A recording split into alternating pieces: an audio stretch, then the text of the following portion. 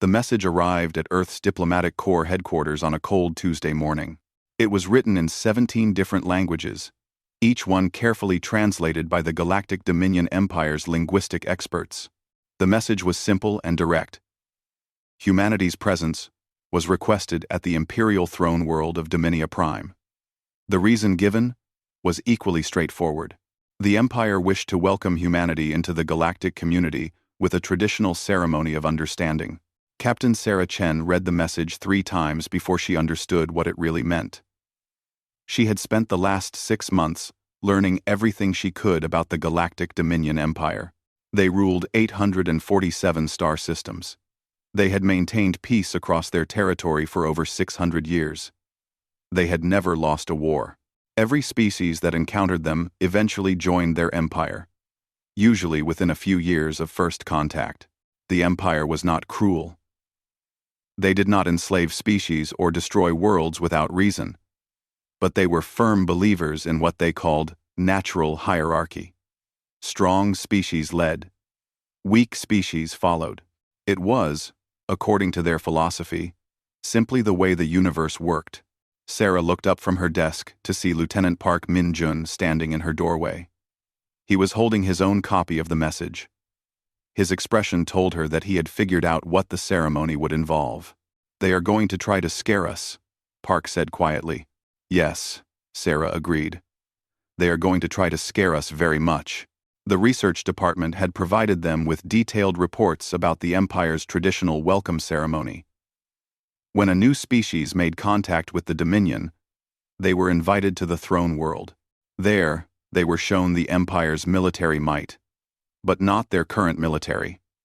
Instead, the Empire displayed something they called the Trophy Fleet. The Trophy Fleet was exactly what it sounded like. Over the centuries, various species had refused to join the Empire peacefully. They had chosen war instead. They had all lost, and when they lost, the Empire took their greatest warships. These captured vessels were kept in dimensional storage, preserved perfectly. During the welcome ceremony, the Empire would bring them all out at once. Thousands of ships from hundreds of defeated enemies. It was meant to send a clear message. This is what happens to those who resist. According to the reports, no species had ever chosen to fight the Empire after seeing the trophy fleet. The display was simply too overwhelming. The message was too clear. Sarah closed the document on her screen. She looked at Park and smiled slightly. "Well," she said, "I suppose we should not keep them waiting. Start assembling the diplomatic team. I want our best people." "And Park?" "Yes, Captain. Bring the historical database. All of it. Every ship humanity has ever built, lost, or scrapped. I want complete records going back to the first colony missions." Park raised an eyebrow.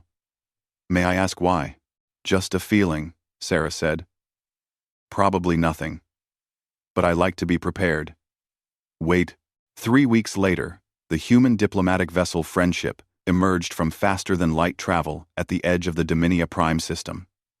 Sarah stood on the bridge, looking at the view screen. The Imperial capital world hung in space before them. A blue and green jewel surrounded by massive orbital stations. Each station was the size of a small moon. The ship's sensors counted 43 separate stations, each one bristling with weapons and shield generators. "They are not subtle," said Dr. James Morrison. He was the team's xenoanthropologist, an expert in alien cultures. He had been studying the Dominion for years, even before humanity made official contact. "Subtlety is not the point," Sarah replied. "Intimidation is the point. They want us to see all of this and feel small." "Is it working?" asked Park. Sarah considered the question. The stations really were impressive. Humanity had nothing quite like them. Earth's orbital defenses were powerful, but they were designed differently. Human military doctrine favored mobility and surprise over fixed fortifications. These stations represented a different philosophy entirely. They said, "We are so strong that we do not need to hide. We are so powerful that we build our defenses where everyone can see them. It is working a little bit, Sarah admitted. But remember, they have been doing this for thousands of years. They have had time to build all of this. Humanity has only been in space for 400 years.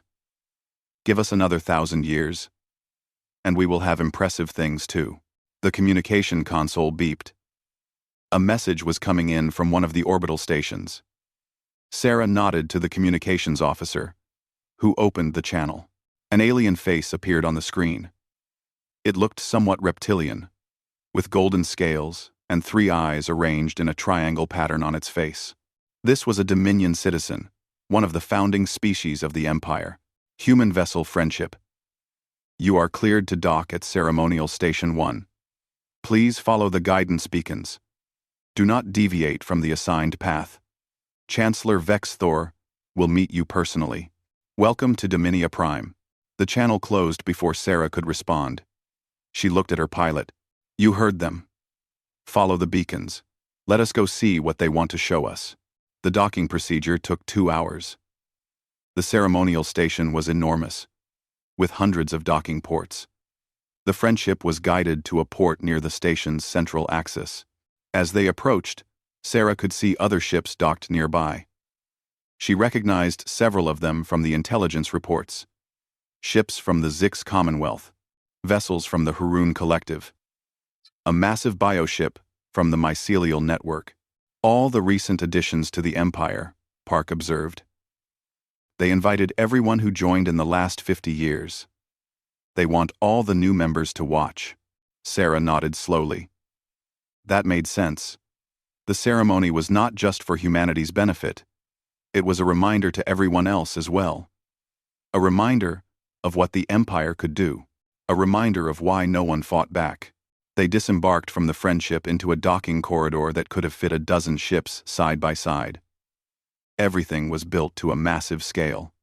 The walls were decorated with murals, showing the Empire's history, great battles, diplomatic victories, peaceful planets, thriving under Dominion rule. Chancellor Vex Thor was waiting for them in the main reception hall. He was tall, nearly 3 meters high, with those same golden scales and 3 eyes. He wore robes that shimmered with embedded circuitry.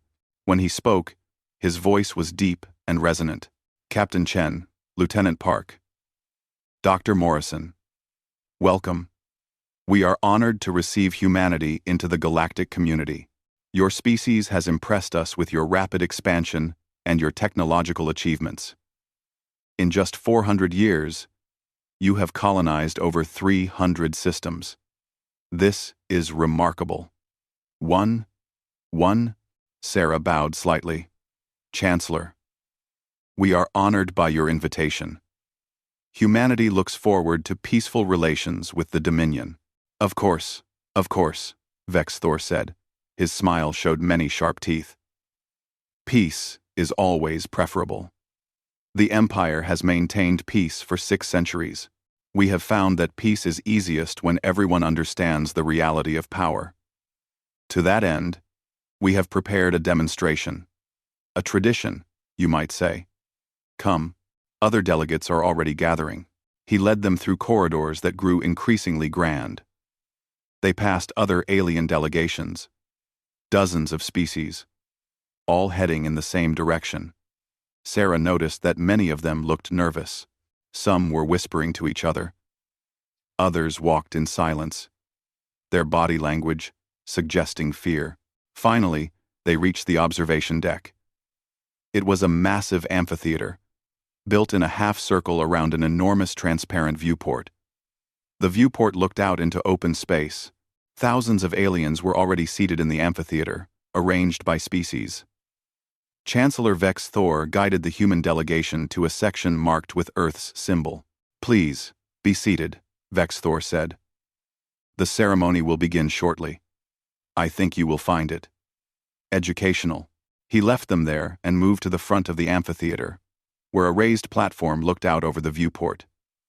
Other Dominion officials were gathering there as well. Sarah sat down and looked around. The atmosphere in the amphitheater was tense. None of the aliens were talking now. They were all staring at the viewport, waiting. "This feels like a trial," Park whispered. "It is a trial," Dr. Morrison replied quietly. "A trial of our will. They are going to show us something terrible. And watch how we react." Suddenly, the lights in the amphitheater dimmed. A hologram appeared above the platform where the Dominion officials stood. It was massive, filling the air above the viewport. It showed the face of an alien Sarah did not recognize. This being was even larger than the reptilian Dominion founders. Its skin looked like polished stone, and it had 6 eyes arranged around its head. "Behold!" A voice boomed through the amphitheater. "Emperor Kaldan the 15th, Master of the Dominion, Keeper of Peace, Lord of 847 systems." The Emperor's holographic face looked down at the assembled delegates. When he spoke, his voice seemed to come from everywhere at once. "New friends," the Emperor said. "You are here because your species have recently joined the great community of civilized worlds. You are here because we wish you to understand the Dominion. We are not conquerors. We are not tyrants. We are simply practical. We understand that the universe is dangerous. We understand that only through unity can civilizations truly thrive." He paused, and his 6 eyes seemed to look at each delegate in turn. "But unity requires understanding. And understanding requires knowledge. You must know what the Dominion is capable of. You must know why 600 years have passed since any species dared to raise weapons against us. You must see the truth of power." The Emperor raised one massive hand. Outside the viewport, something began to happen. Space itself seemed to ripple. Small tears in reality appeared, growing larger. "Witness the trophy fleet," the Emperor declared. "Witness the price of defiance." Ships began to emerge from the dimensional tiers. First dozens, then hundreds, then thousands. They filled the space around the station. An armada of vessels from countless different civilizations. Each ship was unique, representing the military might of a species that had once stood against the Dominion. And every single one of them had lost. Sarah heard gasps from around the amphitheater. Some aliens made sounds of distress. Others sat in shocked silence. The sheer scale of the fleet was overwhelming. These were not small ships. These were dreadnoughts, battle cruisers, siege vessels. Each one represented the pinnacle of a civilization's military technology. And the Dominion had defeated them all. Chancellor Vexthor stepped forward. He was smiling. "Each vessel you see was taken from an enemy who believed they could resist the Dominion. Each one represents a species that chose war over peace. And each one now serves as a reminder. The Dominion cannot be defeated." He began to walk along the platform, gesturing to different sections of the fleet. "The red vessels with 3 hulls are from the Korth Supremacy. They believed their superior numbers would overwhelm us. The black pyramids are from the Sharel Ascendancy. They believed their psychic powers made them invincible. The crystalline spheres belonged to the Eternal Chorus. They believed their energy weapons could pierce any defense." He paused and smiled wider. "They were all wrong." Sarah forced herself to breathe steadily. The display really was impressive. She had to give them that. Thousands of ships, each one a trophy, each one a warning. The message was clear. Do not fight. You cannot win. Park leaned close to her and whispered, "Captain, should I start recording? For our military intelligence?" "Yes," Sarah whispered back. "Get everything. Every ship type, every design. Earth Command will want to study this." But even as she said it, Sarah felt a strange sensation in the back of her mind. Something about this display felt wrong. Not wrong in the sense that it was fake. The ships were clearly real, but wrong in some other way.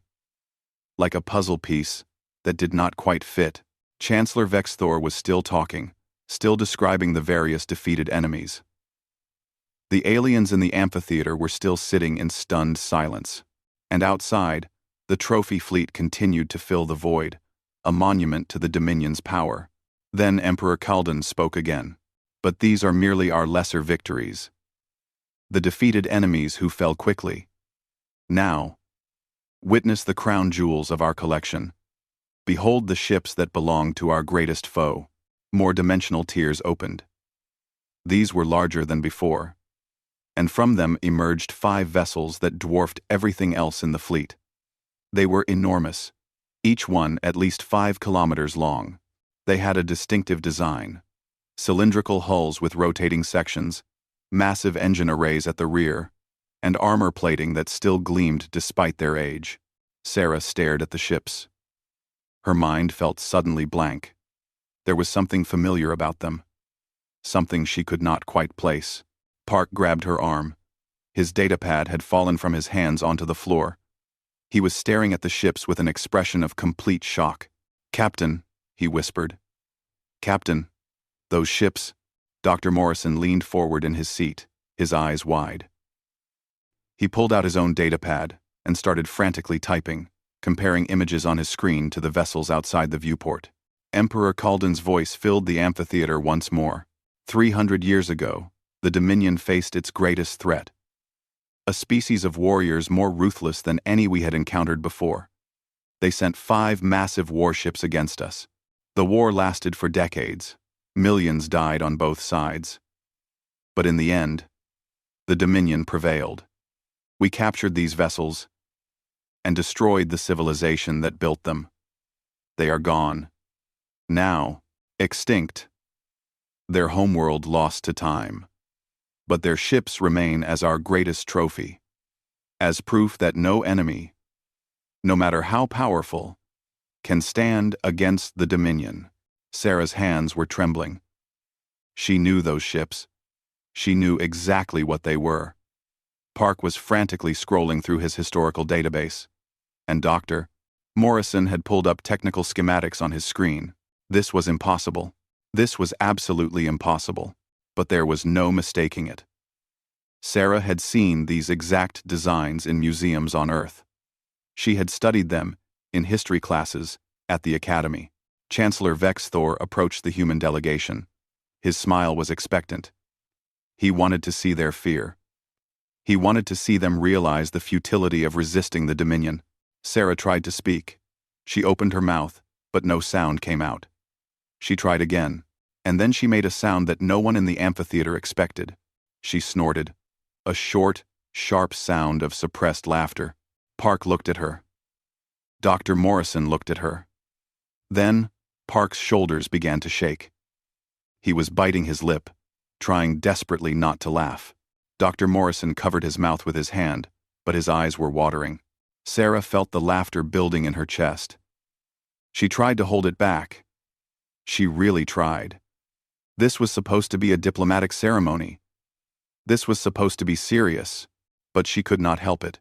Captain Sarah Chen, Chief Diplomatic Representative of Humanity, threw back her head and burst into full, uncontrollable laughter. The sound of human laughter echoed through the observation amphitheater like a stone thrown into a still pond. The ripples spread outward. Conversations stopped, mid-sentence. Aliens turned in their seats to stare at the human delegation.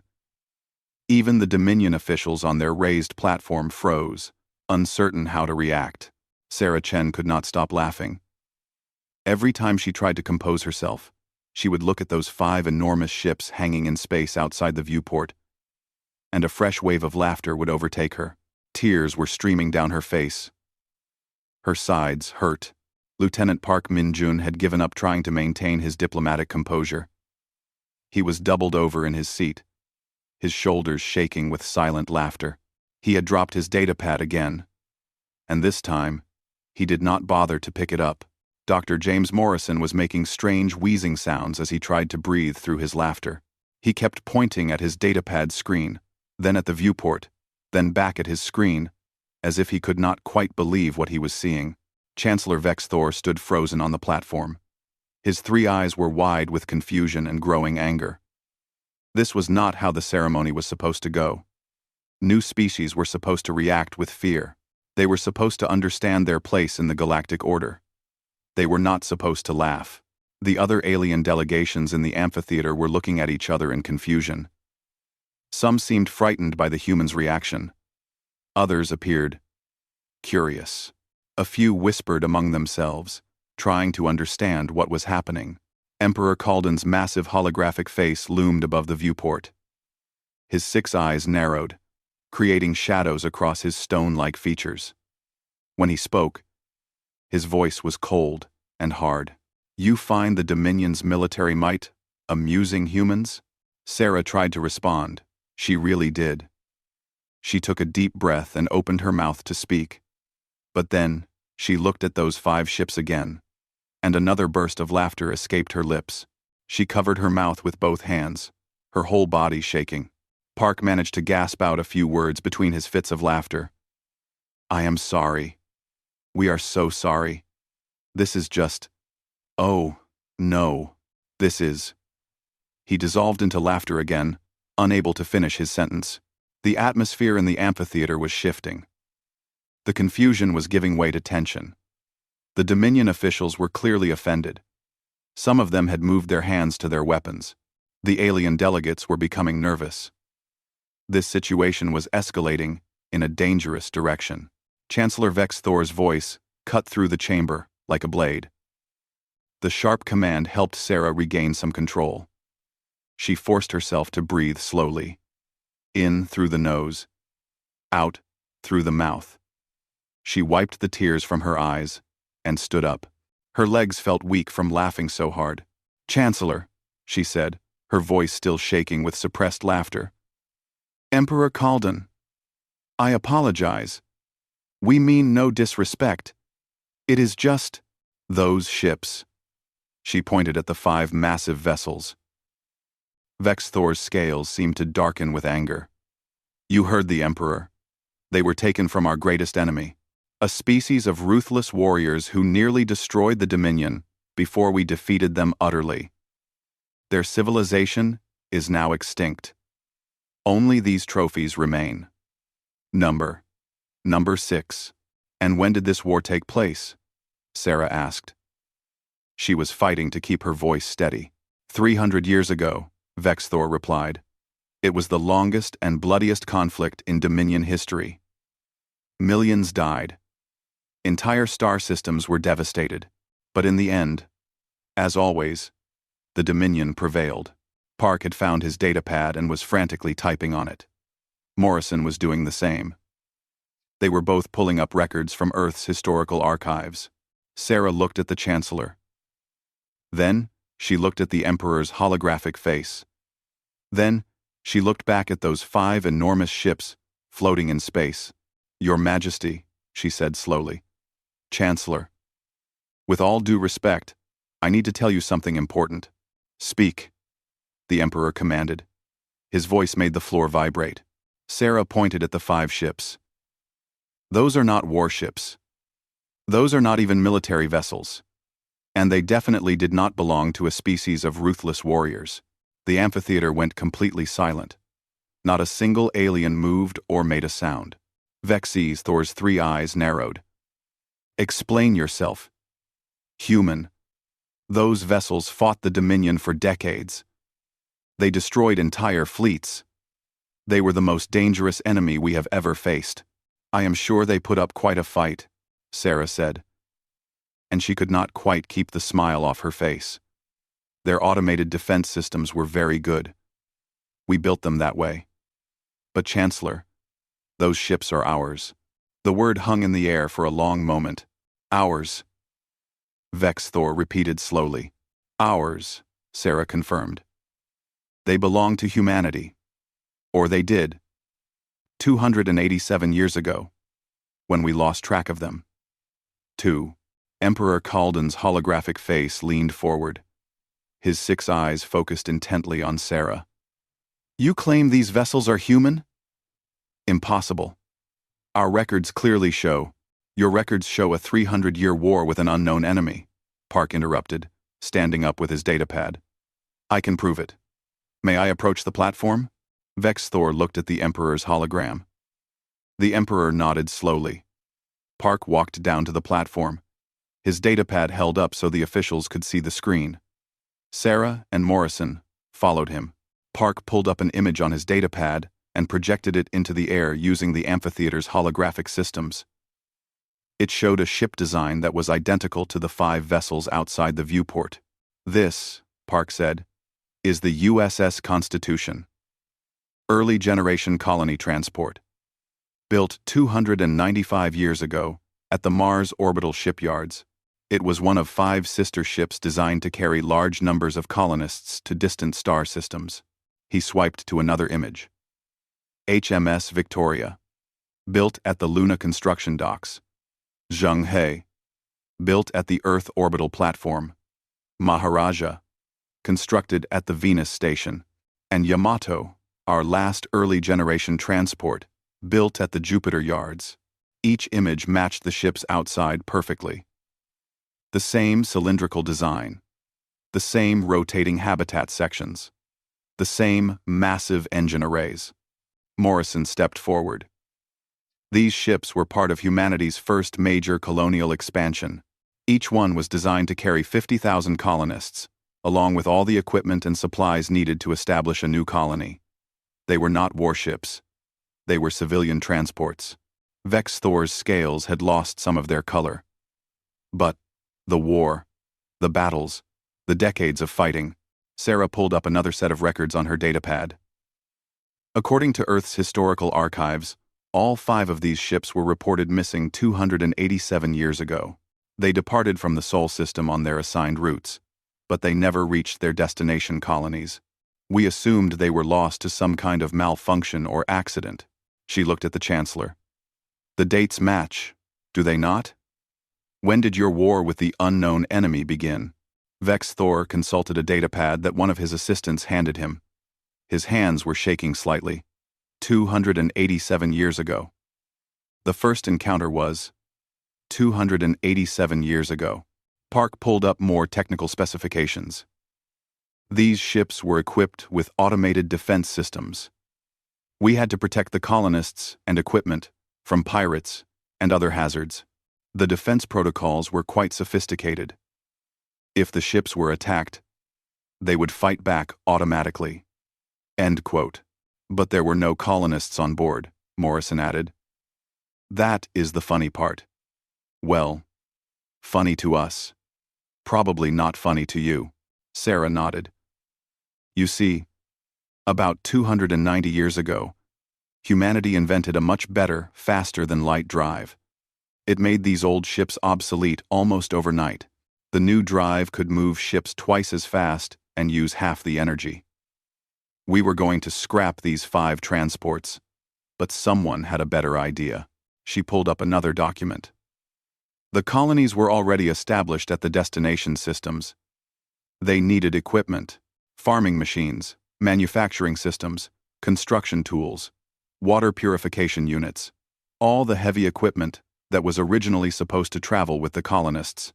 So we loaded all 5 ships with equipment and supplies, programmed them to autopilot to the colony systems, and sent them on their way. Unmanned? Vex Thor's voice was barely a whisper. Completely unmanned, Sarah confirmed. No crews, no colonists. Just cargo holds full of tractors and water pumps and industrial fabricators. And of course, the automated defense systems. We could not turn those off. Safety regulations. The implications were starting to sink in across the amphitheater. Aliens were leaning forward in their seats, straining to hear every word. The Dominion officials on the platform looked like they had been struck by lightning. Morrison pulled up tactical analysis reports. Let me guess how the war went. Your ships encountered these 5 transports. You tried to scan them. The automated systems interpreted your scans as hostile action and activated defensive protocols. You opened fire. The defense systems responded. And then you were locked in combat with vessels that were following basic protect the cargo programming. Park was nodding. These old transports were built tough. They had to be. For long journeys through deep space. Thick armor plating. Redundant systems. Multiple shield generators. And those automated defense turrets could track and engage hundreds of targets simultaneously. But they were just following their programming, Sarah added. Protect the cargo. Avoid destruction. Return fire against any threat. They were not trying to destroy the Dominion. They were not warriors. They were delivery trucks with very good security systems. She looked directly at Emperor Kalden's holographic face. Your Majesty. The Dominion did not fight a war against a species of ruthless warriors. You fought a 300-year war against 5 unmanned cargo ships that were trying to deliver farming equipment to human colonies. The silence in the amphitheater was absolute. It was the kind of silence that happens when everyone's understanding of reality shifts at the same moment. One of the Dominion officials, a smaller alien with blue fur, spoke up hesitantly. But our fleets. We lost thousands of ships, millions of soldiers. How could automated systems— Oh, human engineering is very good, Morrison said cheerfully. We tend to overbuild things. Better safe than sorry, as we say. And these transports had to protect very valuable cargo. We programmed them to be extremely defensive. Park pulled up combat analysis data from Earth's military archives. The defense systems on these transports were designed to handle multiple pirate vessels simultaneously. They had predictive targeting algorithms, adaptive shield modulation, and automated repair systems. If you kept attacking them, they would keep defending themselves. They would learn from each engagement and adapt their tactics. For 300 years, Sarah said, your fleets were fighting learning computers that got better at defending themselves with every battle. No wonder the war lasted so long. Vex Thor sat down heavily on a nearby bench. He looked like he might be sick. 300 years. The greatest war in our history. Millions dead. Entire generations spent fighting. And it was all. Cargo ships? Very well-armed cargo ships, Park offered helpfully. With excellent programming. Another Dominion official, this one with green scales, spoke up. But we captured them eventually. We won the war.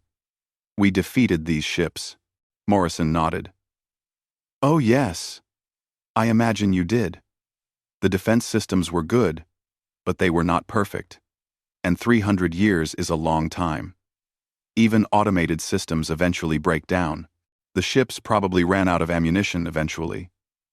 Or their power systems degraded. Or you finally figured out some tactical approach that the programming could not handle. He paused.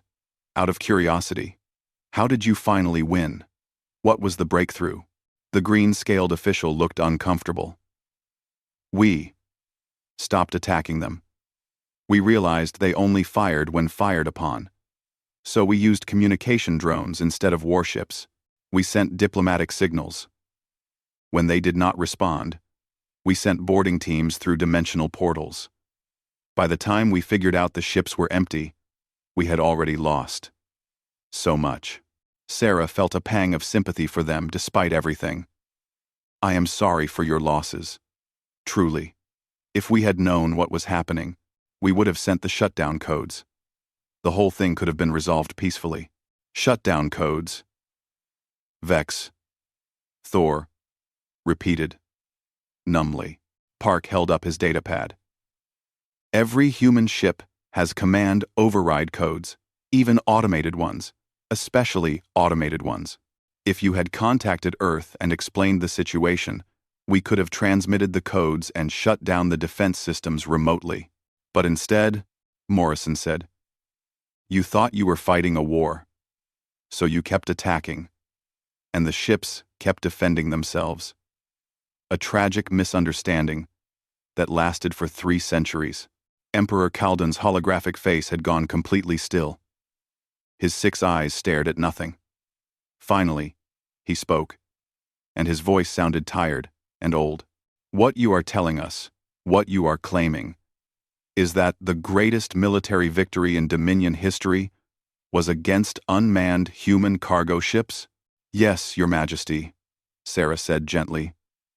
That is exactly what I am telling you. No. Another long silence fell over the amphitheater. Then, from somewhere in the seats where the alien delegation sat, someone made a sound. It might have been a cough, or it might have been a laugh. It was hard to tell.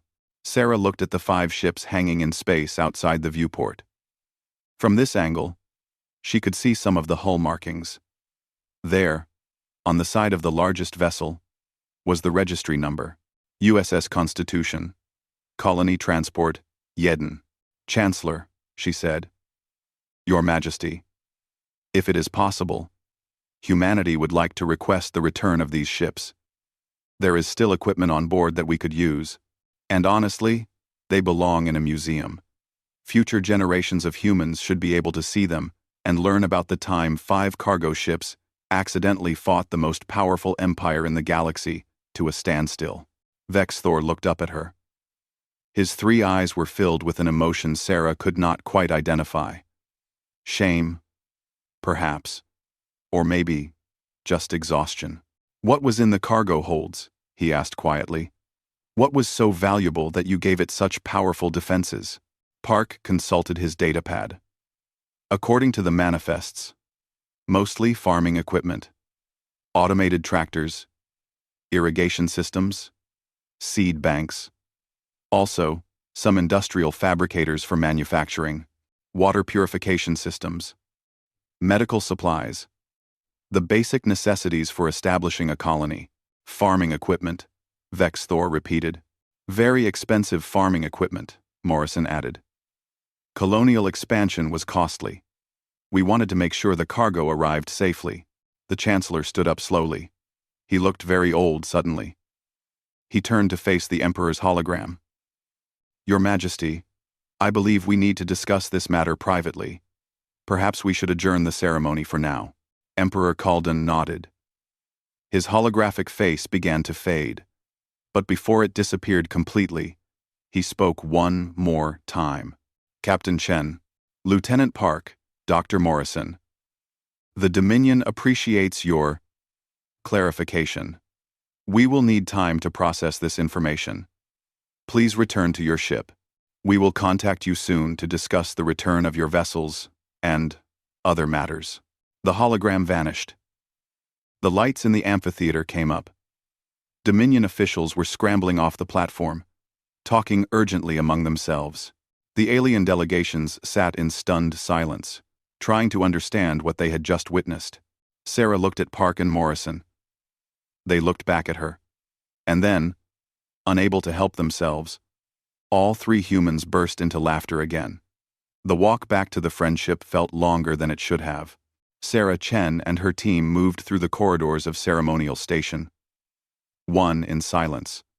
But it was not a comfortable silence. It was the silence of people who knew they had just changed everything, without meaning to. Behind them, the amphitheater was in chaos. Through the walls, Sarah could hear raised voices. Aliens arguing in dozens of different languages. The Dominion officials shouting orders. Someone was crying. Someone else was laughing. It was the sound of an entire worldview collapsing in real time. Security drones followed the human delegation at a distance. They were not threatening, exactly, but they were watching, making sure the humans went directly back to their ship without talking to anyone else. When they finally reached the friendship, Sarah almost ran up the boarding ramp. Once inside, with the airlock sealed behind them, she leaned against the wall and let out a long breath. Well, said Park. That did not go as planned. Did we have a plan? Morrison asked. He was still clutching his datapad like a lifeline. The plan was to watch their display, look appropriately impressed, and then begin formal diplomatic discussions, Sarah said. She laughed, but it sounded a bit hysterical even to her own ears. The plan was definitely not to accidentally reveal that their greatest military victory was against unmanned cargo ships. She pushed herself off the wall and headed for the bridge. Her crew looked up as she entered. They had been watching the ceremony through the ship's sensors. Their expressions ranged from shock to barely suppressed amusement. Captain, said Lieutenant Yuki Tanaka, the friendship's pilot. Are we expecting trouble? Should I prepare for immediate departure? Sarah considered the question. The Dominion had let them leave the station. They could have detained them. They could have arrested them for insulting the Empire. Instead, they had let them go. That was a good sign. Probably. Not yet, Sarah said. But keep the engines warm, just in case, and make sure our faster-than-light drive is fully charged. If things go wrong, I want us ready to jump out of this system immediately. She sat down in the captain's chair and pulled up the communication logs. Several messages had come in while they were at the ceremony. Most were from other human diplomatic vessels, asking for updates. One was from Earth Command. Sarah opened that one first. Captain Chen, this is Admiral Rodriguez. We have been monitoring your mission. We saw the ceremony broadcast. We need a full report as soon as possible. Also, and I cannot believe I am asking this, are those really our old colony transports? Confirm immediately. Sarah activated the reply function. Admiral, confirmed. USS Constitution, HMS Victoria, Zheng He, Maharaja, and Yamato. All 5 early-generation transports that went missing 287 years ago. The Dominion had them. They thought they were warships from an extinct species. I have corrected their misunderstanding. Currently waiting aboard Friendship for the Dominion's response. Will provide full report soon. Chen out. Action taxidio. Workintentadio. She sent the message and leaned back in her chair. Through the bridge viewport, she could see the trophy fleet still hanging in space around the station. Thousands of ships. Centuries of warfare. The Dominion's greatest source of pride. And now everyone knew that the crown jewels of their collection were human delivery trucks. Captain, said Ensign David Okafor from the communications station. I am picking up broadcasts from the station. Multiple channels. I think news of what happened is spreading. Let me hear it, Sarah said. Okafor put the audio on the bridge speakers. It was a Dominion news broadcast, speaking in the Empire's common language. The translation software rendered it into English. Unprecedented revelation at today's ceremonial gathering. The 5 vessels known as the Terror Fleet, the greatest trophies of the Dominion's military history, have been identified as civilian cargo transports from the human species. Imperial officials have confirmed that the 300-year war, previously attributed to an extinct warrior race, was actually a conflict with automated defense systems protecting unmanned vessels. Another channel. This one sounded more like a talk show, asking how this could happen. How could our greatest military minds not realize they were fighting cargo ships? What does this say about the Dominion's military capabilities? What does this say about our intelligence services? A third channel. An alien voice, angry and bitter. Lies upon lies. The Empire has built its reputation on this victory. The Terror Fleet was supposed to represent our strength. Instead, it represents our incompetence. 300 years, millions of deaths. And for what? To capture 5 unmanned transports? Sarah held up her hand, and Okafor cut the audio. Well, Morrison said quietly, I think it is fair to say that we have created a political situation. Before Sarah could respond, the communication console lit up with an incoming transmission. It was marked as Priority Alpha, the highest level. The sender was listed as Dominion Imperial Command. Sarah straightened in her chair. This is it. Everyone look professional. Okafor, open the channel. The view screen activated. Chancellor Vex Thor's face appeared. He looked exhausted. His golden scales had lost their shine, and his 3 eyes were bloodshot. Captain Chen, he said, I am contacting you on behalf of Emperor Kalden and the Dominion High Council. We need to speak with you. Privately. Just you. Not your full delegation. Can you return to the station? Sarah felt her crew tense. This could be a trap. On the other hand, if the Dominion wanted to harm them, they would not need to lure Sarah back to the station. They could just attack the Friendship. Of course, Chancellor, Sarah said calmly. Now, if possible. I will come immediately. Same docking port? So, No. A different location. I am sending you coordinates. Come alone, Captain. This conversation is too sensitive for witnesses. The transmission ended. A moment later, new coordinates appeared on the Friendship's navigation system. They indicated a small, private docking bay on the far side of the station. Park stood up. Captain, you cannot go alone. It is too dangerous. He is right, Tanaka added. This could be an ambush. Sarah shook her head. If they wanted to hurt me, they would not be this subtle. Vex Thor sounded desperate, not angry. I think they need help. And regardless of how this day has gone, we came here to establish diplomatic relations. That means taking some risks. She stood and headed for the airlock.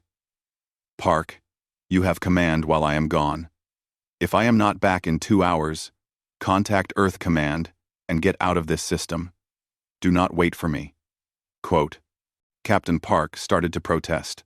That is an order, Lieutenant. She left before he could argue further.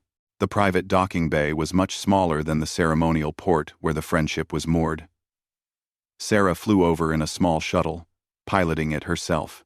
The bay doors opened as she approached, and she set the shuttle down on a landing pad that looked like it had not been used in years. Chancellor Vex Thor was waiting for her.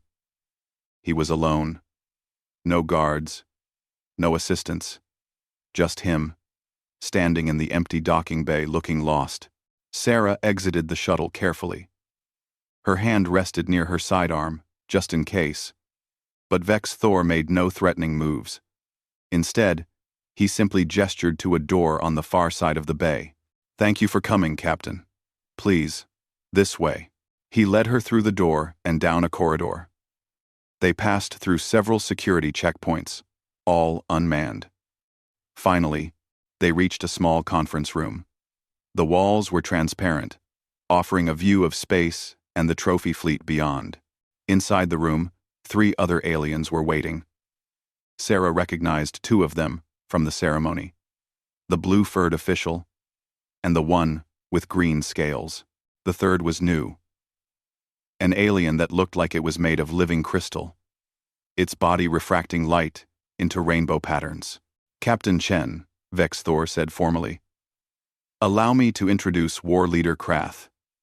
He indicated the green-scaled alien, Intelligence Director Mivsha, the blue-furred one, and High Counselor Zin, the crystal being. Together with Emperor Kalden and myself, we form the Dominion High Council. We are the 5 individuals who govern the Empire. Sarah bowed slightly to each of them. Please, sit. Vex Thor said. We have much to discuss. They're well. One no. Sarah sat at the conference table. The 5 council members took seats around her. No one spoke for a moment. Finally, High Counselor Zin broke the silence. When the crystal being spoke, its voice sounded like wind chimes. Captain Chen, we need to ask you something. And we need you to answer honestly. What you revealed today at the ceremony. About the cargo ships. Was this some kind of strategy? A deliberate attempt to humiliate the Dominion? Sarah looked at each council member in turn. They all seemed genuinely confused and hurt. She realized they were trying to understand whether humanity had planned this as some kind of power move. No, she said firmly. Absolutely not. We had no idea those ships were here.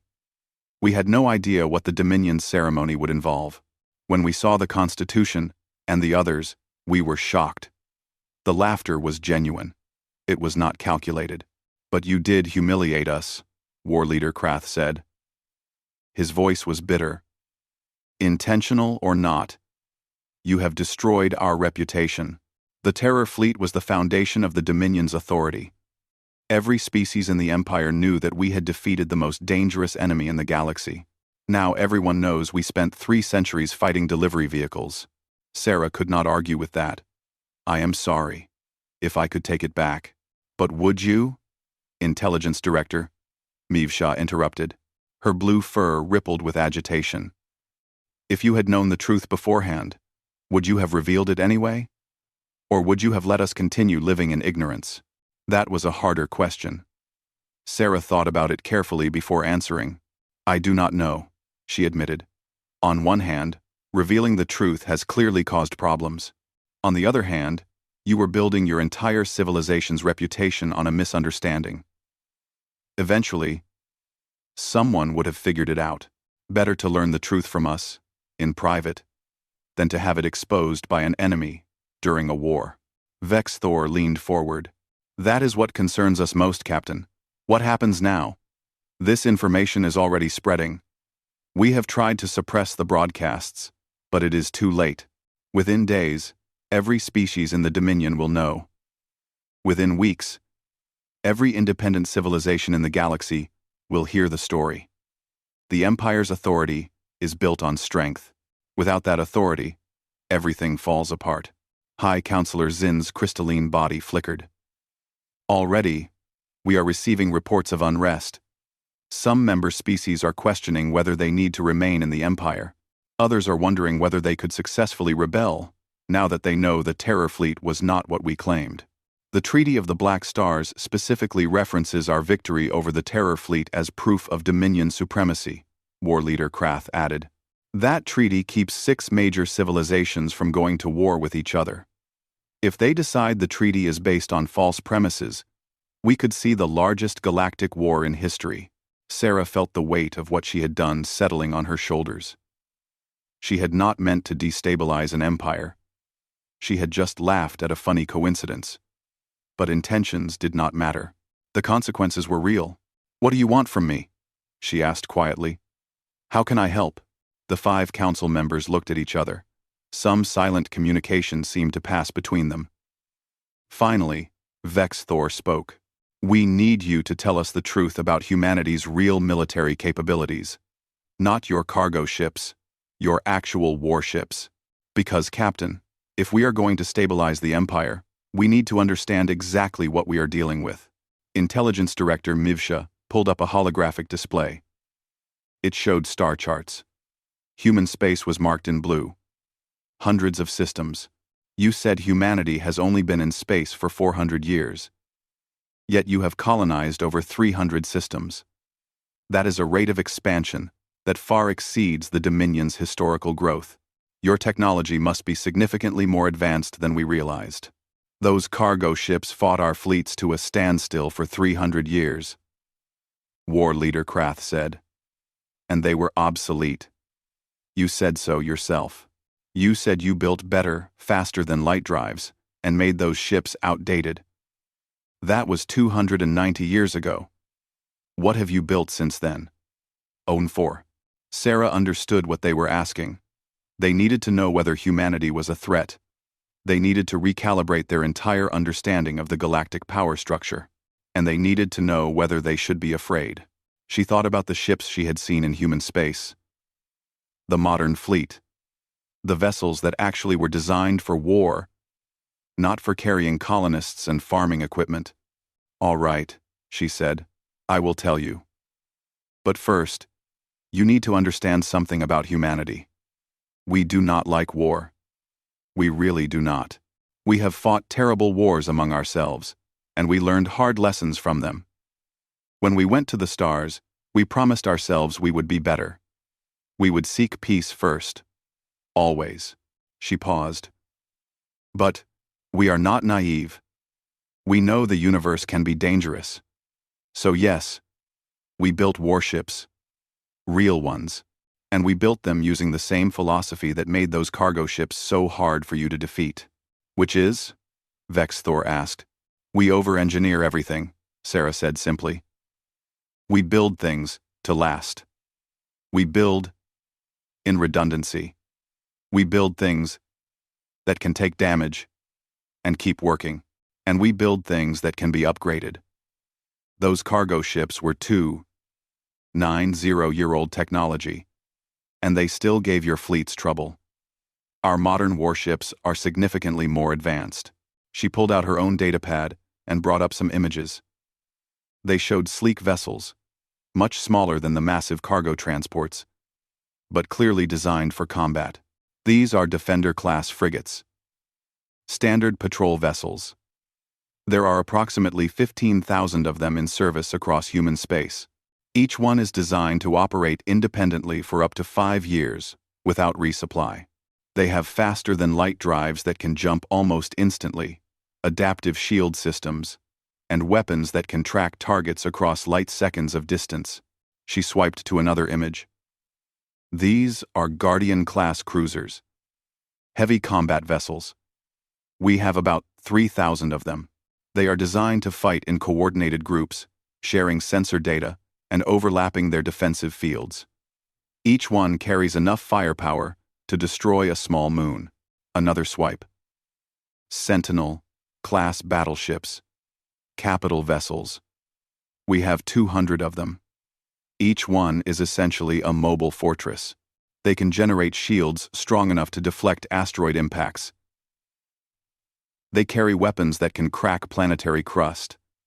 And they have manufacturing systems on board that can build new, smaller ships in the field. The Dominion Council members were staring at the images. Their expressions ranged from shock to fear. 15,000 frigates, Mivsha whispered. 3,000 cruisers. 200 battleships. That is, more ships than the Dominion's entire active military, War Leader Kroth finished. And you said these are your standard forces? Yes, Sarah confirmed. We also have specialized vessels, science ships for exploration, engineering ships for construction, medical ships, diplomatic vessels like the Friendship, and we have reserve fleets that can be activated in an emergency. Vex Thor's 3 eyes were wide. Why? Why so many ships if you do not seek war? Because we colonized 300 systems in 400 years, Sarah explained. That is a lot of space to patrol, a lot of colonies to protect, a lot of shipping lanes to keep safe, and because we remember our history. We remember what it is like to be unprepared. We swore we would never be helpless again. She looked at each council member. But Chancellor, War Leader, all of you, please understand. We did not build these fleets to conquer. We built them to protect. Every ship I showed you is designed with defense in mind. Fast shields, long-range sensors, the ability to evacuate civilians quickly. Our military doctrine is all about preventing fights, not winning them. But you could win them, High Counselor Zinn said. It was not a question. Sarah thought about how to answer that. Honesty seemed like the best policy at this point. Yes, she said quietly. If we had to, we could. The silence that followed was heavy. Finally, Emperor Kaldan's voice filled the room. Sarah looked around and saw a holographic projector had activated. The Emperor's massive stone face looked down at them all. I have been listening to this conversation, he said. Captain Chen, I have a question. Your cargo ships fought the Dominion for 300 years. Millions of my people died in that conflict. Do you seek revenge? Do you hold us responsible for those deaths? Sarah shook her head firmly. No, Your Majesty. It was a misunderstanding. A tragic one, yes, but not malicious. You did not know the ships were unmanned. You were defending yourselves against what you thought was an enemy. We do not blame you for that. Then what do you want? The Emperor asked. You have proven you are more powerful than the Dominion. You could demand tribute, territory, subjugation. What is your price for peace? Sarah stood up. She looked at the Emperor's hologram, then at the council members around the table. Your Majesty, counselors, humanity does not want tribute. We do not want territory. We definitely do not want to subjugate anyone. What we want is simple. We want friends. The word hung in the air of the conference room like something fragile and strange. Friends. It was such a simple concept, and yet the 5 members of the Dominion High Council stared at Sarah Chen as if she had just spoken in an unknown language. Emperor Kaldan's holographic face showed confusion. Friends, he repeated slowly. You want the Dominion to be friends with humanity? Yes, Sarah said. War Leader Krath stood up abruptly, His green scales darkened with agitation. Captain Chen, with respect, we are the Galactic Dominion Empire. We rule 847 star systems. We have maintained order in this region of space for over 600 years. We do not have friends. We have subjects and allies and trade partners. But friends? That is not how empires work. Maybe that is the problem, Sarah said quietly. The room went silent again. High Counselor Zin's crystalline body stopped refracting light. Intelligence Director Mivsha's blue fur lay completely flat. Chancellor Vex Thor's 3 eyes were fixed on Sarah with an intensity that was almost frightening. Explain, Vex Thor said. Sarah chose her words carefully. This was a delicate moment. Everything could fall apart if she said the wrong thing. Chancellor, your empire is built on intimidation. On the idea that you are too powerful to challenge. The trophy fleet was the ultimate symbol of that power. But now, that symbol is broken. You are worried that species will rebel, that your authority will collapse, and maybe it will, if the only thing holding the empire together was fear. She gestured to the viewport, where the thousands of trophy ships still hung in space. But what if you built something different? What if, instead of ruling through strength, you led through cooperation? What if the Dominion became a place where species chose to belong, not because they were afraid of the consequences, but because membership made their lives better? War Leader Krath made a dismissive gesture. A pretty dream, Captain, but naive. Species are loyal only as long as they are afraid, or as long as they benefit. Remove the fear, and they will leave. It is the way of the universe. Is it? Sarah challenged. War Leader, humanity has 300 colonized systems. We do not rule them. We do not intimidate them. Each colony is independent. They have their own governments, their own laws. Some of them disagree with Earth. Some of them have conflicts with other human colonies. But they all choose to remain part of human civilization. Do you know why? Why? Mivsha asked. Because we offer them something worth having. Protection. Yes, but also trade, technology sharing, cultural exchange. When a colony faces a crisis, other colonies send help without being ordered to. When a new colony is established, older colonies send experts and resources to help it succeed. We built a civilization based on mutual benefit, not fear. Sarah pulled up her datapad and showed them more data. The Dominion controls 847 systems. Humanity controls 300. But our economy is larger than yours. Our technology advances faster. Our people are happier. Not because we are better than you, but because we structured things differently. Chancellor Vex Thor leaned forward, studying the data. His 3 eyes moved rapidly as he processed the information. How is this possible? The Dominion has existed for thousands of years. Humanity has only been in space for 4 centuries. Because fear is expensive, Sarah said. Think about it, Chancellor. How many resources does the Dominion spend on maintaining order? How many ships are devoted to patrol duty, making sure no one rebels? How much of your budget goes to intelligence services, watching for signs of dissent? How much innovation is lost because species are afraid to share new ideas that might make them seem too powerful? She saw understanding dawning on some of their faces, particularly Mivsha, the intelligence director. Her blue fur was starting to bristle again. In human space, colonies compete to develop new technology because they know they can profit from sharing it. Scientists collaborate across light years because they want recognition, not because they are ordered to work together. Our economy grows because people trust each other enough to take risks. When you build a civilization on cooperation instead of fear, you get more innovation, more growth, more prosperity. Emperor Kaldan's hologram shifted. The massive stone face seemed to soften slightly. Captain Chen, what you describe sounds ideal, but you are ignoring the fundamental problem. Not all species want to cooperate. Some want to conquer. Some want to destroy. The Dominion uses fear to prevent chaos. Without that fear, what stops the aggressive species from attacking the peaceful ones? It was a fair question. Sarah had an answer, but it was not one the Dominion would like. The aggressive species are dealt with, she said simply, firmly, completely. But the key is identifying who is actually aggressive versus who is just defending themselves. The Dominion treats all resistance as aggression. You fought our cargo ships for 300 years because you assumed they were weapons.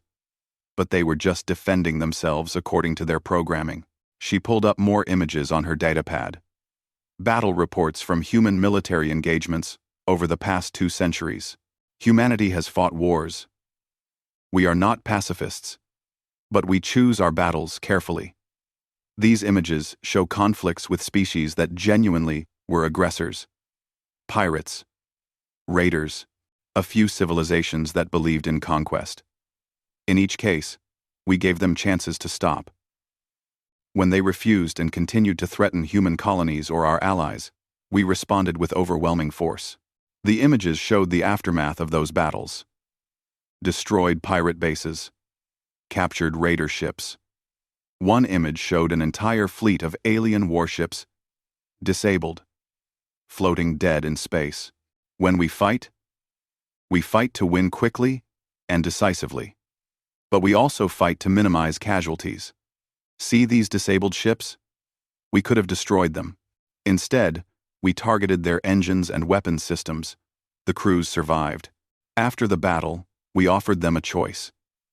Face trial for their crimes, or accept rehabilitation and integration into peaceful society.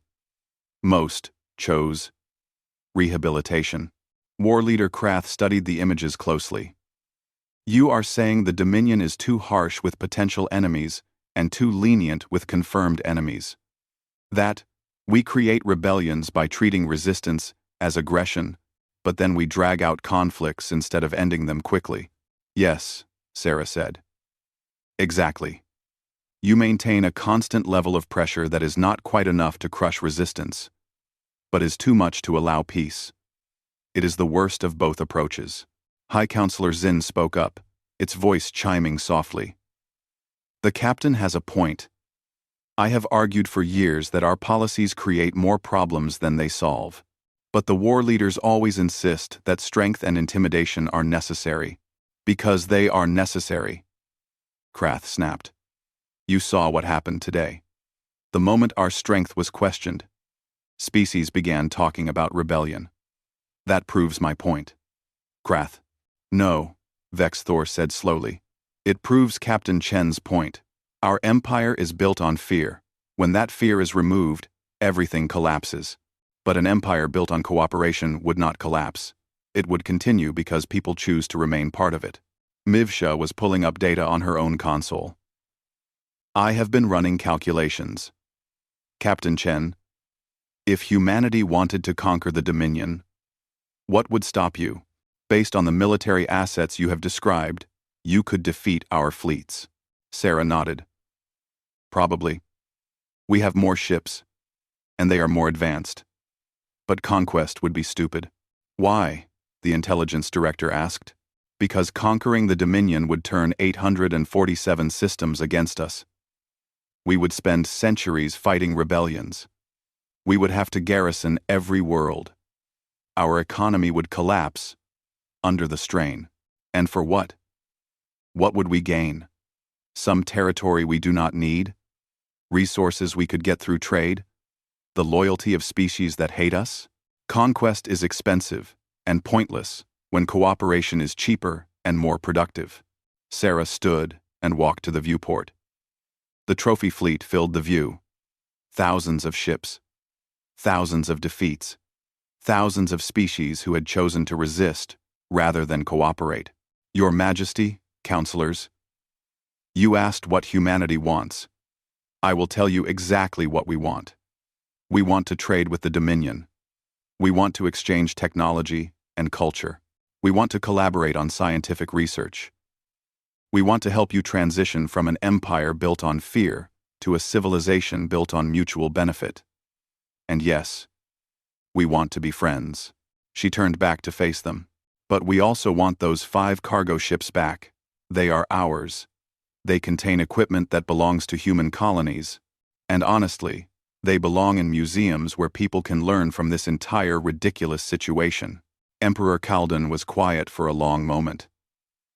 His 6 eyes seemed to look past Sarah, focusing on something distant. Captain Chen, he said finally, you have given us much to think about. The High Council needs to discuss this privately. But I have one more question. If we refuse your offer of friendship, if we insist on maintaining our empire as it is, what will humanity do? Sarah met his gaze steadily. Nothing, Your Majesty. We will not attack you. We will not try to force change on you. But we will not join your empire either. We will maintain our own civilization, pursue our own path. We will trade with any Dominion members who want to trade with us. We will accept any species that wants to leave the empire and join human space, and we will defend ourselves. If attacked, you would accept refugees from the Dominion? Vexthor asked sharply. Of course. Any species that wants to live in human space is welcome, as long as they follow our laws and respect others. That is how we have always operated. War Leader Krath's scales darkened further. That would destabilize the empire. You would be encouraging species to leave. No, Sarah corrected. We would be giving them a choice. If they choose to leave, that tells you something about the empire. Does it not?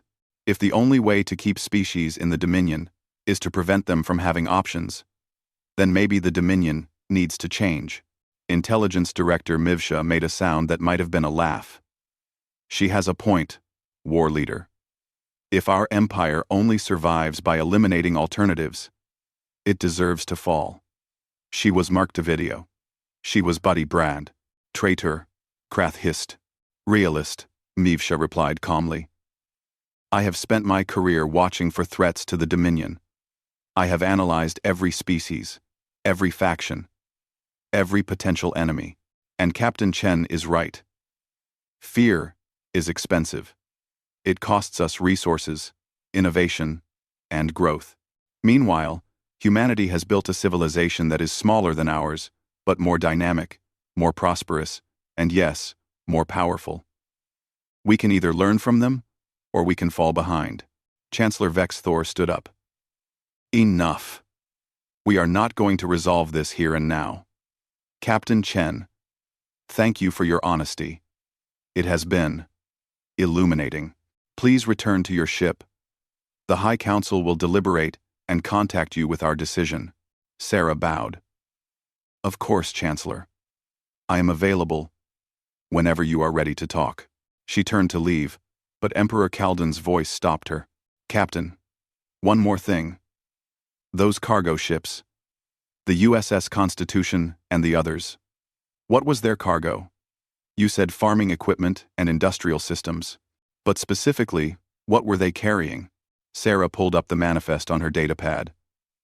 Let me see. Constitution had automated agricultural systems, seed banks for 400 different crop species, water purification systems, soil processing equipment. Victoria carried mining and refining systems. Zheng, he had manufacturing systems for building construction.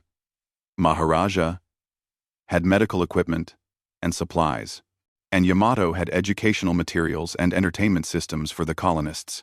She looked up at the Emperor. Why do you ask? The massive stone face was unreadable. Because I want to understand what we fought for 300 years. The greatest war in our history. Millions dead. And it was over farming equipment. And water pumps, Sarah added. And entertainment systems. Yes, Your Majesty. That is what it was over. The universe is absurd, Emperor Kaldan said quietly. Then his hologram faded away. Sarah left the conference room and made her way back through the station to her shuttle. The security drones still followed her, but they kept their distance. When she reached the small docking bay, she was surprised to find someone waiting by her shuttle. It was a young alien, barely adolescent, with silver scales that marked them as a different species than the golden-scaled Dominion founders. The young alien was holding a datapad and looked nervous. "Captain Chen?" they said in accented English. "Yes? I am student scholar Pix Ral. I study at the Imperial Academy. I watched the ceremony today. I heard what you said about the cargo ships. I have been researching humanity since first contact. I wanted to ask you something, if you have time." Sarah checked her chronometer. She still had time before her 2-hour deadline. "Of course. What do you want to know?" Pix Ral's silver scales flushed with color, indicating embarrassment. "Is it true that humanity has exploration vessels whose only purpose is to study things, not to claim territory or find resources, but just to learn?" "Yes," Sarah said. "We have an entire fleet of science vessels. Their mission is to explore, study, and discover." "Why?" "Asa? Why? Because that is what I want to do." Pix Ral said quietly. "I want to explore. I want to learn about new species and new worlds. But in the Dominion, exploration is always about expansion, about claiming new systems for the Empire. There is no place for someone who just wants to learn." Sarah smiled. "In human space, there are dozens of universities that would love to have you. Science ships that would welcome a xenologist. Research stations studying everything from stellar formation to alien botany. If that is what you want to do, you can do it." Pix Ral's scales flushed with a different color. Hope, Sarah realized. The young alien was feeling hope. "Could I really?" Pix Ral asked. "But I am not human. Would I be welcome?" "Of course," Sarah said.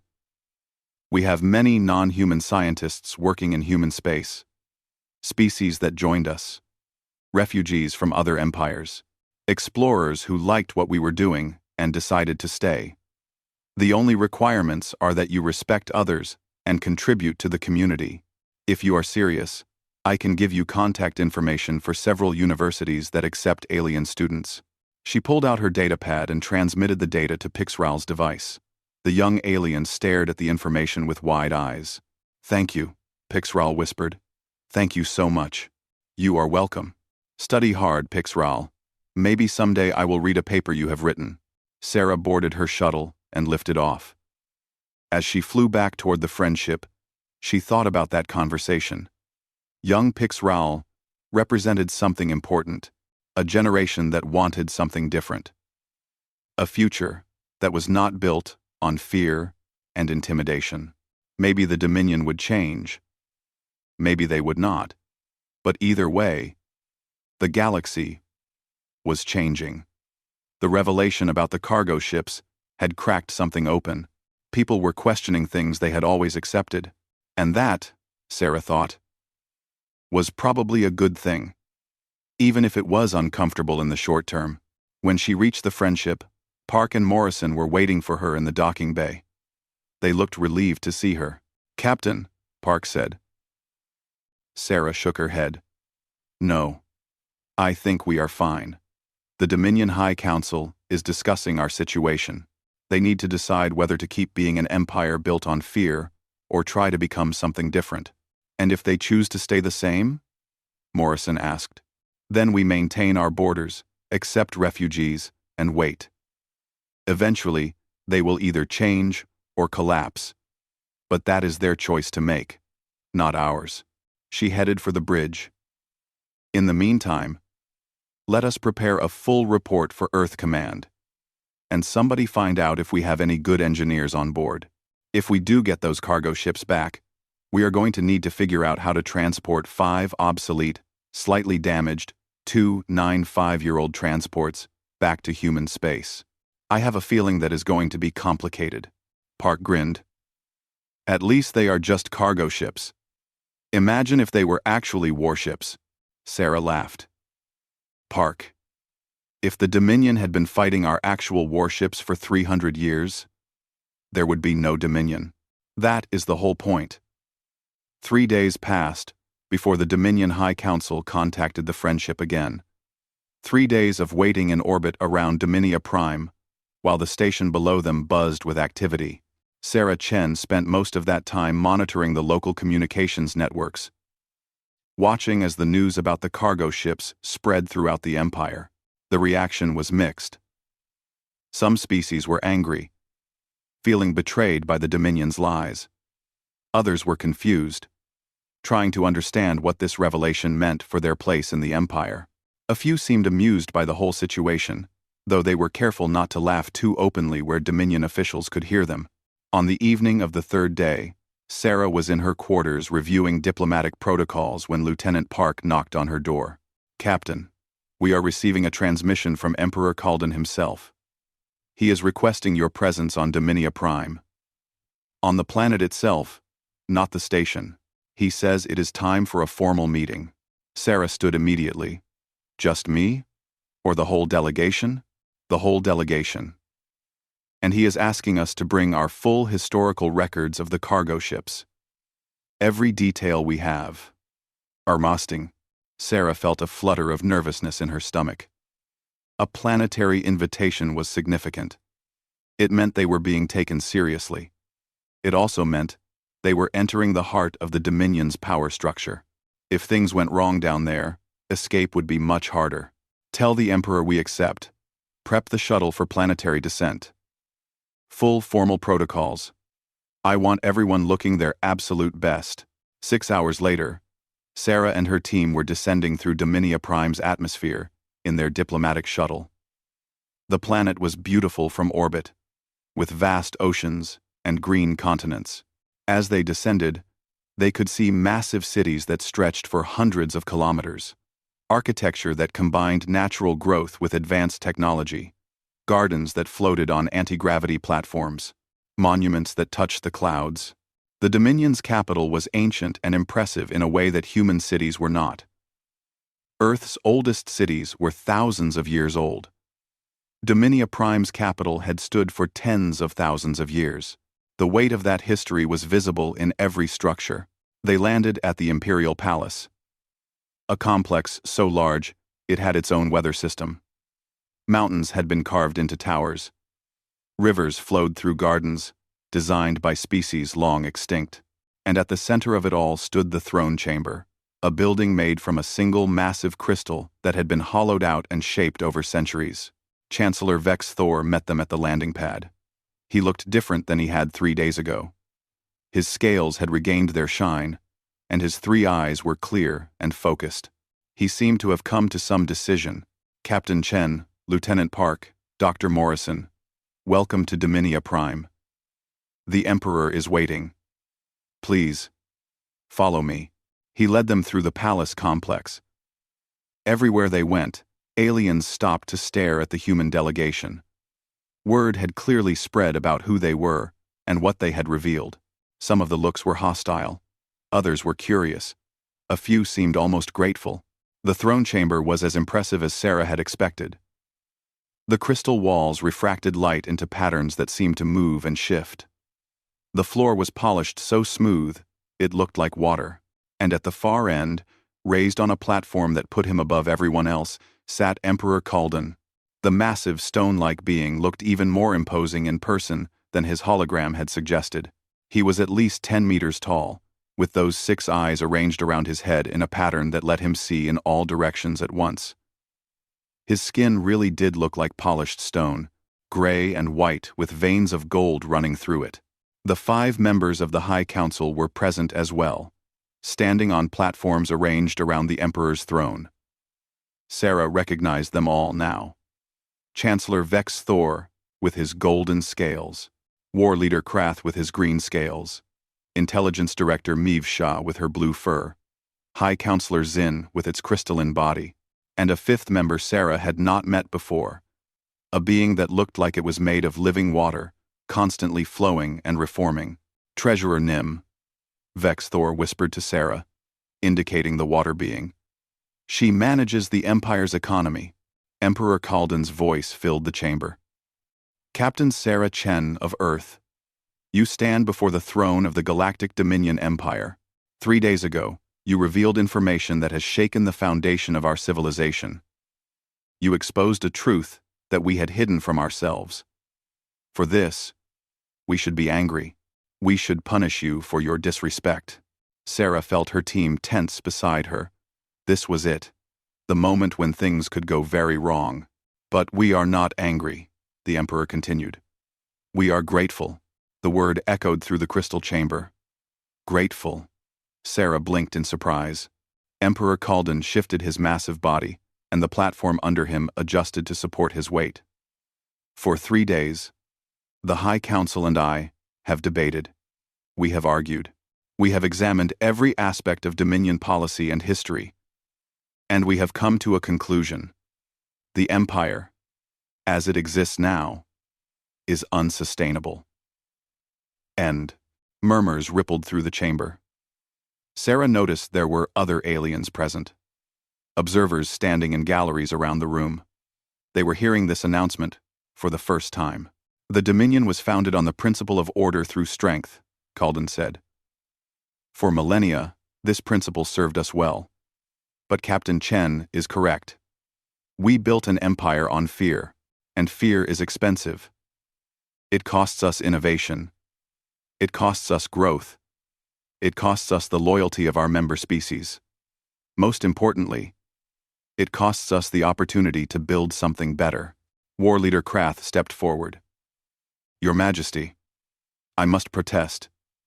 If we abandon our principles now, in the wake of this revelation, we will be seen as weak. Species will rebel. The Empire will collapse. Then let it collapse, Emperor Kalden said calmly. The chamber went silent. Every alien froze. Sarah was pretty sure she had stopped breathing. I am serious, Kalden continued. If the only way to maintain our empire is through constant intimidation and fear, then it deserves to collapse. Captain Chen showed us that there is another way. Humanity has built a civilization based on cooperation and mutual benefit. It is smaller than our empire, but it is more prosperous, more dynamic, more resilient. They offer us a model for change. High Counselor Zin's crystalline body chimed softly. The Emperor and I have been discussing this for 3 days. We propose a fundamental restructuring of the Dominion. Not an empire, but a confederation. Member species would have genuine autonomy. They would choose to belong because membership benefits them, not because they fear the consequences of leaving. Treasurer Nim's watery form rippled. The economic analysis supports this approach. Fear-based compliance costs approximately 40% of our gross domestic product in enforcement and suppression activities. If we redirected those resources into development and trade, we could increase prosperity across all member systems within a generation. Intelligence Director Mivsha added, My projections show that voluntary cooperation would actually increase security, not decrease it. Species that choose to belong will defend the Confederation against external threats. Species that are forced to belong become internal threats themselves. Chancellor Vex Thor looked at Sarah. Captain Chen, the High Council wishes to propose a treaty with humanity. We call it the Treaty of Mutual Prosperity. In this treaty, the Dominion would formally transition from an empire to a confederation. We would adopt many of the principles that make human civilization successful. In exchange, we ask that humanity share its technology and expertise to help us through the transition. Sarah's mind was racing. This was much more than she had expected. She had hoped for a peaceful resolution, maybe a trade agreement, but the Dominion was proposing to completely restructure itself based on the human model. Your Majesty, counselors, I am honored by this proposal. But I must be honest. This transition will be difficult. Some species will resist the changes. Some of your own officials will fight to maintain the old system. It could take decades. It might even lead to civil war. We know, Emperor Kalden said. But the alternative is worse. If we continue as we are, the empire will slowly decay. Species will rebel, one by one. We will spend centuries fighting to maintain control until eventually we are too weak to continue. Better to change now, while we still have the strength to manage the transition. War Leader Krath had not moved from his position. His green scales were dark with anger. Your Majesty, I cannot support this. To abandon everything the Dominion has built, everything we have achieved, because of one embarrassing revelation. It is not about embarrassment, Calden interrupted. It is about effectiveness. War Leader, answer me honestly. Would the Dominion military be able to defeat humanity in a war? Krath hesitated. The silence stretched out. Finally, he said, No, Your Majesty. Based on the information Captain Chen provided, humanity's military would defeat us. Their technology is more advanced. Their tactics are more flexible. Their industrial base is more productive. We would lose. And if humanity chose to conquer the Dominion, could we stop them? No, Your Majesty. So we are, at this moment, at the mercy of a civilization that could destroy us if they wished. And yet Captain Chen is standing here, offering friendship and cooperation instead of conquest. Does that not suggest their approach is superior to ours? Krath's scales slowly lightened. Sarah could see the internal struggle on his face. Finally, he bowed his head. Yes, Your Majesty. It does. Then it is decided, Emperor Calden said. He looked at Sarah. Captain Chen, on behalf of the Dominion High Council, I formally request that humanity assist us in transitioning from an empire to a confederation. We want to learn from you. We want to build a civilization where species choose to belong rather than being forced to obey. Will you help us? Sarah felt the weight of the moment. This decision would shape the future of this entire region of space. It would affect trillions of beings across hundreds of star systems. And she was being asked to speak for all of humanity. But she already knew what her answer would be. Your Majesty, I cannot speak for all humanity. But I can tell you what I believe. Earth would be honored to help the Dominion through this transition. We would be happy to share our technology, our expertise, our experience. Not as conquerors or rulers, but as friends and partners, she smiled. However, I do have one condition. Emperor Calden's 6 eyes focused on her. Name it. We get our cargo ships back. All 5 of them. And you help us transport them home. For a long moment, the chamber was silent. Then Emperor Calden made a sound. It started as a rumble deep in his chest. It grew louder. And then the massive stone-like being threw back his head and laughed. It was a deep, booming laugh that made the crystal walls resonate. The other council members joined in. Even War Leader Krath's scales lightened with what might have been amusement. Agreed, Calden said, still chuckling. Captain Chen, you will have your cargo ships. Though I admit, it pains me to give up the crown jewels of our trophy fleet, even if they are just delivery vehicles. Perhaps you could replace them with something else, Sarah suggested. A monument to the new confederation. Something that represents cooperation instead of conquest. High Counselor Zin chimed thoughtfully. An interesting idea. Instead of displaying the ships we captured from defeated enemies, we could display something that represents the allies we gained through cooperation. And the first display could be a replica of those 5 cargo ships, Treasurer Nim added. A reminder of how this transformation began, with farming equipment and water pumps, and a good sense of humor. Chancellor Vex Thor approached Sarah. Captain, there is one more matter. The trophy fleet contains thousands of ships from hundreds of species. Some of those species are extinct. Some are now part of the Dominion. Some are independent civilizations. What should we do with these vessels? Sarah thought about it. Return them. Find the civilizations they came from, or their descendants, and return the ships. Use it as a gesture of reconciliation. Show them that the Dominion is serious about changing. Mivsha nodded. This would be an excellent diplomatic tool. Many of our member species have lost artifacts in conflicts with the Dominion. Returning their vessels would demonstrate our commitment to the new approach. Emperor Calden stood up from his throne. The movement was slow and deliberate, befitting his massive size. Then it is decided. The trophy fleet will be returned to its original owners or their descendants. We will replace it with a gallery of cooperation, celebrating the civilizations that choose to work with us rather than against us. And we will formally dissolve the Galactic Dominion Empire and establish the Galactic Confederation in its place. He looked at Sarah. Captain Chen, will you and your delegation stay on Dominia Prime to assist with the transition planning? We have much work to do. Of course, Your Majesty. We will stay as long as you need us. Excellent. Then let us begin. Over the following weeks, Sarah and her team worked closely with the Dominion High Council to plan the transition. It was complicated work.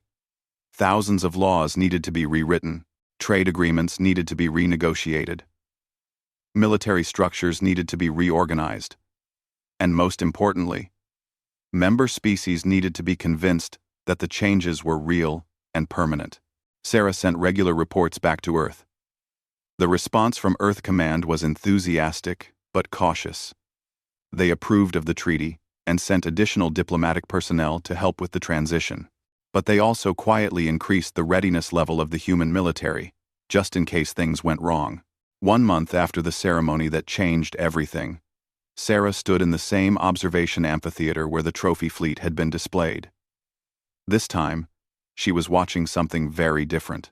The 5 cargo ships USS Constitution, HMS Victoria, Jung-He, Maharaja, and Yamato were being prepared for transport back to human space. Dominion engineers had worked with human technicians to repair the ships and update their systems enough for the journey. It had been delicate work. The ships were nearly 300 years old and had been in combat. But human engineering was good, and the ships were built to last. Lieutenant Park stood beside Sarah, watching the preparations. Hard to believe all of this started because we laughed at the wrong moment. Right moment, Sarah corrected. If we had not laughed, if we had pretended those ships were as terrifying as the Dominion believed, none of this would have happened. The Empire would have continued on its path. Eventually, there would have been a crisis. Maybe a war between the Dominion and humanity. Maybe a massive rebellion.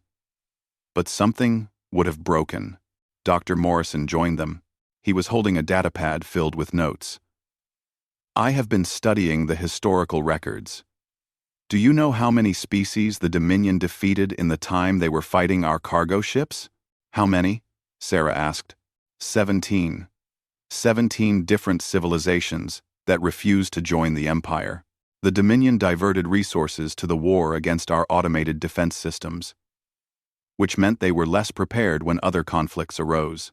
Some of those 17 species might have been successful in their resistance if the Dominion had not been distracted. Sarah thought about that. 5 unmanned ships, following simple programming, had occupied the greatest empire in the galaxy for 3 centuries. They had changed the course of history without even meaning to. Chancellor Vex Thor approached them. He looked tired, but satisfied. Captain Chen, the High Council wanted me to inform you. The first 3 member species have formally voted to remain in the new confederation. They cited the proposed changes to autonomy and economic policy as their reasons. It is a small start, but it is a start. That is excellent news, Chancellor. How many species have voted so far? Only 10.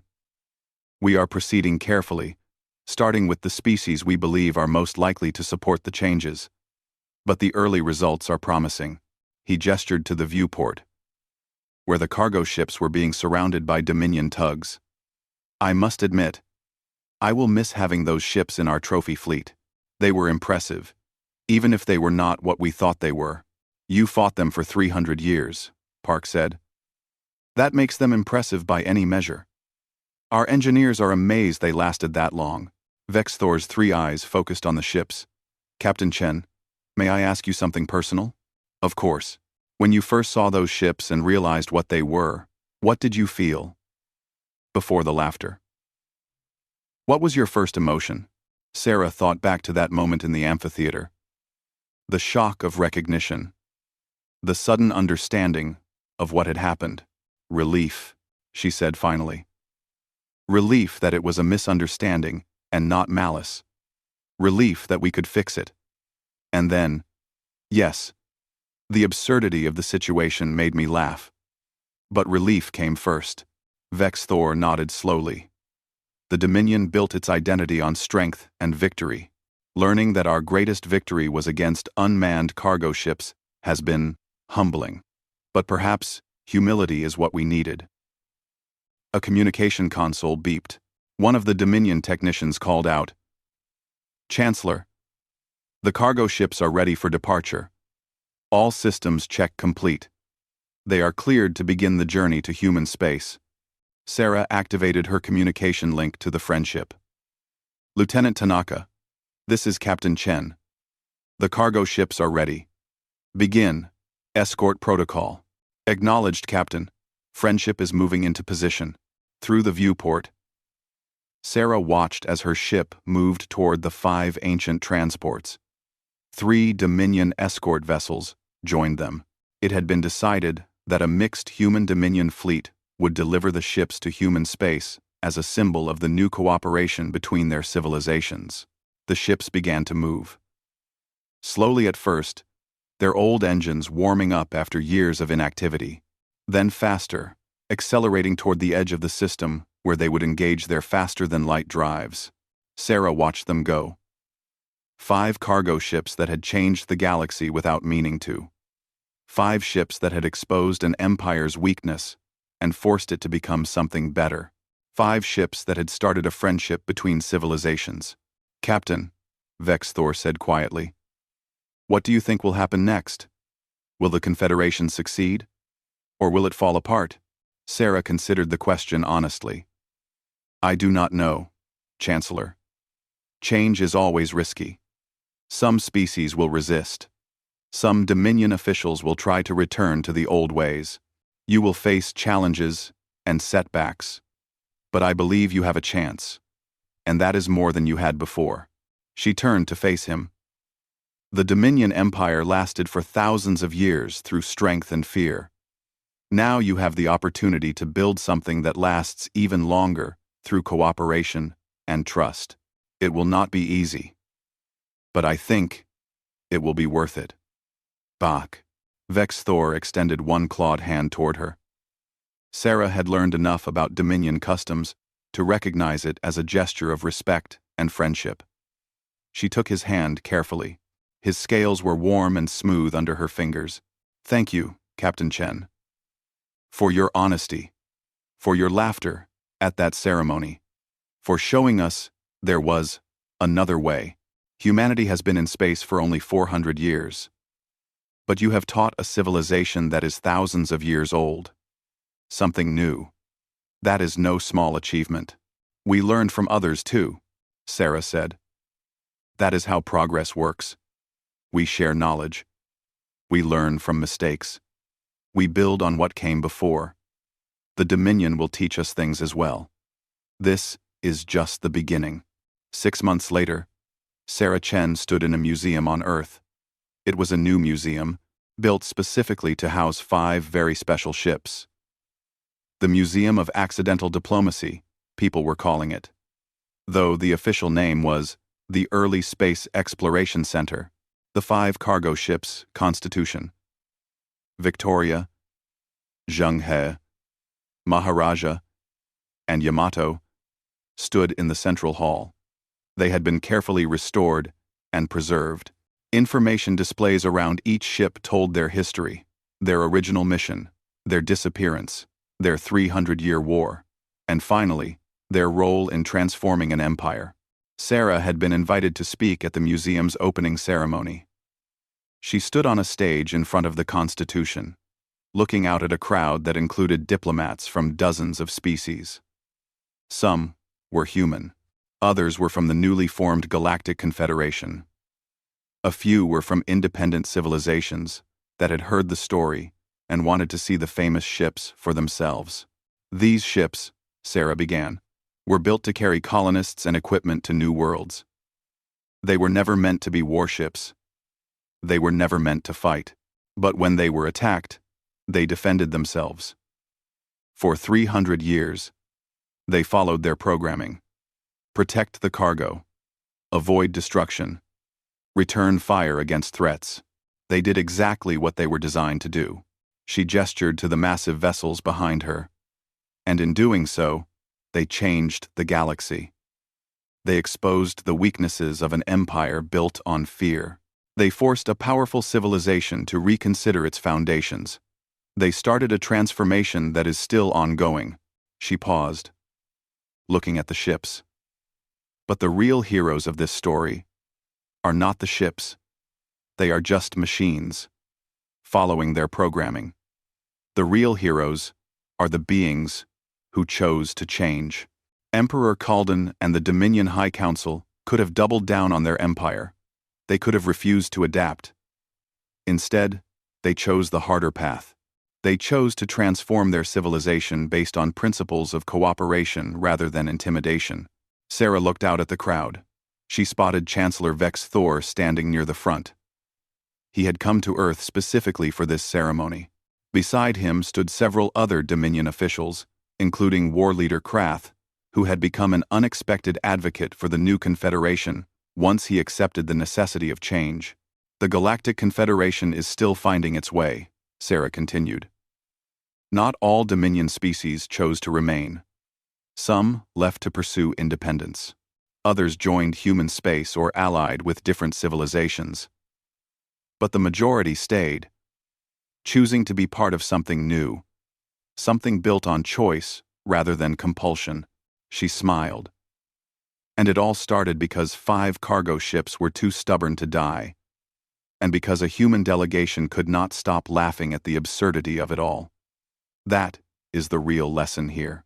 Sometimes the most important changes come from unexpected places.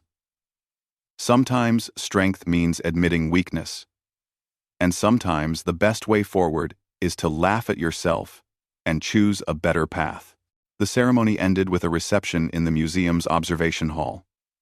Sarah found herself surrounded by well-wishers and reporters. Everyone wanted to know about the cargo ships. Everyone wanted details about the transformation of the Dominion. Eventually, she managed to slip away to a quieter corner. She was looking up at the Constitution, studying its battle-scarred hull, when someone joined her. It was student scholar Pix Ral, the young alien she had met on Dominia Prime. The silver-scaled student had taken Sarah's advice and applied to several human universities. Now Pix Ral was studying xenobiology at the University of Mars, one of humanity's most prestigious institutions. Captain Chen, Pix Ral said shyly, I wanted to thank you. If you had not encouraged me, I would never have had the courage to leave the Dominion and pursue my dream. Sarah smiled. You had the courage already. Pix Ral. I just pointed you in the right direction. How are your studies going? Wonderfully. I am learning so much. And Captain, I have been researching the cargo ships. I wanted to understand exactly how their defense systems worked. Do you know what I discovered? What? The programming was brilliant. The ships were designed to avoid fights whenever possible. They would only fire if actually attacked. They would break off combat if the attacker retreated. They were trying to minimize conflict even while defending themselves. That is very human, I think. To build protection systems that still seek peace whenever possible. Sarah had not thought about it that way, but Pix Ral was right. Even in their automated defense protocols, humans had built-in preferences for de-escalation and restraint. It said something about humanity's values that even their cargo ship security systems tried to avoid unnecessary violence. That is a good observation, Pix Ral. You are going to be an excellent researcher. The young alien's scales flushed with pleased colors. I hope so. I want to study how different species approach technology and design. I think we can learn a lot about a civilization from the tools they build. These cargo ships taught me that. They stood together, looking up at the massive vessel. Around them, the museum was filled with beings from across the galaxy. All of them drawn to see the ships that had changed everything. The cargo vessels that had fought an empire to a standstill and then transformed it into something new. Sarah thought about all the improbable events that had led to this moment. 5 ships sent on autopilot. An empire that mistook them for an enemy. A 300-year war against automated defenses. A ceremonial display meant to intimidate that instead exposed a fundamental truth. And laughter, human laughter, that started a revolution. The universe really was absurd sometimes. But that absurdity, Sarah had learned, could lead to wonderful things. The Galactic Confederation was not perfect. There were still problems, still challenges, still species that resisted change. But it was better than what had come before, and it would continue to improve, as long as people chose cooperation over conquest, friendship over fear. She looked at the plaque mounted on the wall beside the Constitution. It read, USS Constitution, Colony Transport 01. Launched 295 years ago to carry colonists and equipment to New Terra. Lost in transit. Fought the Galactic Dominion Empire for 300 years. Sparked the transformation of an empire into a confederation. Returned home to remind us that sometimes the greatest victories come from places we never expected. And that laughter can change the galaxy. Sarah smiled. It was a good epitaph for 5 ships that were just trying to deliver farming equipment. And it was a good beginning for a new era of galactic cooperation.